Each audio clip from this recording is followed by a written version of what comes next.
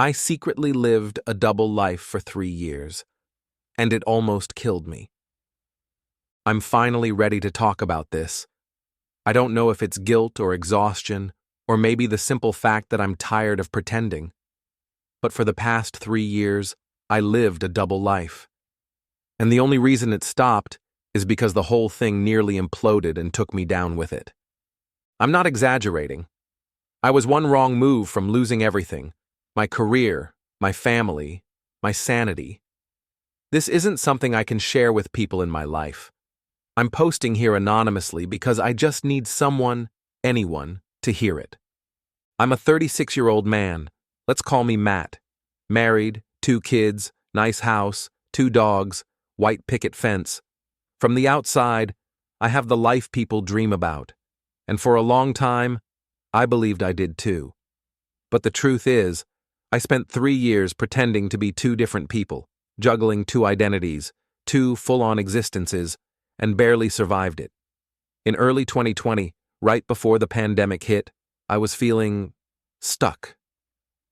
My job in corporate finance paid well but drained my soul. My marriage felt like an endless loop of school runs, dinners, and silent evenings in front of the TV. My wife, Lauren, is a good person, but at some point, we stopped seeing each other. Then the world shut down. Suddenly, everything slowed down, and people were working from home, locked indoors. For me, it became the perfect storm. I had always written as a hobby. Mostly science fiction short stories, but nothing serious. Out of sheer boredom and maybe desperation, I decided to publish a short story anonymously on a niche subreddit. It got some love. That small burst of validation sparked something I didn't expect. I created a pseudonym. Let's call him Eli. Eli was everything I wasn't: confident, witty, mysterious. I began writing more stories, then serials.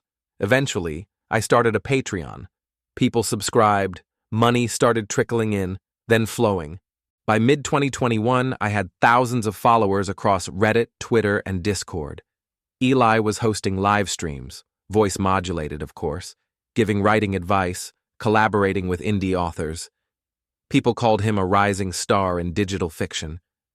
At night, after tucking my kids into bed and feigning exhaustion for Lauren, I would sneak into my office and transform.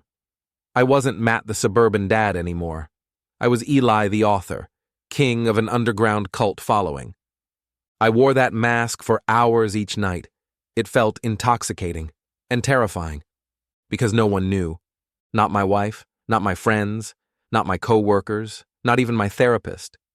At first, it was manageable. I was working from home, which gave me flexibility. I kept my 2 worlds rigidly separate. But then Eli got popular. Like, really popular. I got invited to a virtual panel at a major convention. A publisher reached out. I started making enough from Patreon and Kindle Direct that I could have quit my day job. I didn't. That would raise suspicion. Instead, I started juggling harder. I invented business trips so I could travel under Eli's name for writer events. I told Lauren I was working late when I was actually recording voiceovers or running Discord Q&As. I opened a second bank account, had mail sent to a P.O. box, bought a burner phone for 2-factor authentications, masked IP addresses. I built a web of lies so intricate that even I sometimes forgot who I was. Then things got worse. Lauren started asking questions. Why I was always tired, why I seemed distracted, why I wouldn't let her in my office after 10 p.m. I gaslit her. I told her she was imagining things, that I was just stressed from work. I became cold, short-tempered, distant. I hated myself for it. But I couldn't stop. Eli was the only thing that made me feel alive. He was adored, admired, creative, respected. And Matt? Matt was invisible. Just another suburban husband with dad jokes and back pain.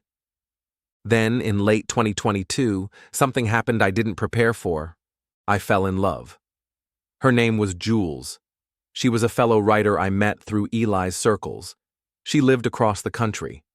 We started messaging, collaborating, joking. She was sharp, brilliant, and she challenged me. We started talking outside of writing. Hours-long conversations, midnight calls, voice chats. She had no idea who I really was. But she knew me. I told her things I hadn't told anyone. About my depression, my fear of being ordinary, my obsession with legacy, my loneliness. She listened. And then one night, she told me she was in love with me. I didn't say it back, but she knew. And in that moment, I realized I had gone too far. I wanted to tell Jules the truth. Every day, I thought, today's the day I confess. But I didn't. I was too scared of losing her, of losing Eli. So instead, I distanced myself. I told her I needed a break from the online world.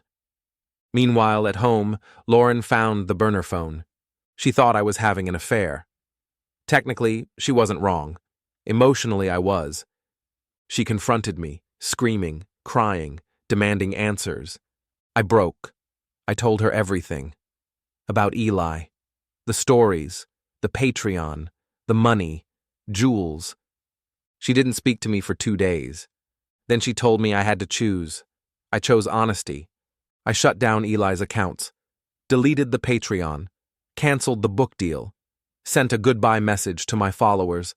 I wrote to Jules, a long letter, told her everything, real name, family, life, regret.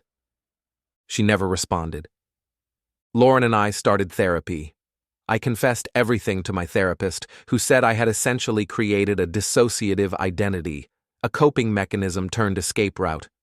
It took months before I could sleep properly, and years before I could forgive myself. Where I am now? It's 2025. I'm still married. Barely. Lauren and I co-parent with care, but our romance is gone. Maybe permanently. But she stayed, for now, because she saw that I was trying.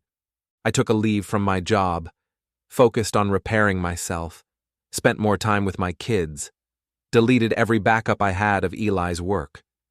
But the itch is still there, the part of me that longs to be someone else, to matter. I sometimes wonder what would have happened if I had told Lauren from the start, if I had let her into that world, or if I had never created Eli at all. But I did. And for 3 years, I lived in a lie so intoxicating it almost swallowed me whole. I hurt people. I betrayed trust. I became someone I didn't recognize. But I also learned something. No one can live 2 lives without eventually destroying both. So here I am, just Matt. And for now, that has to be enough.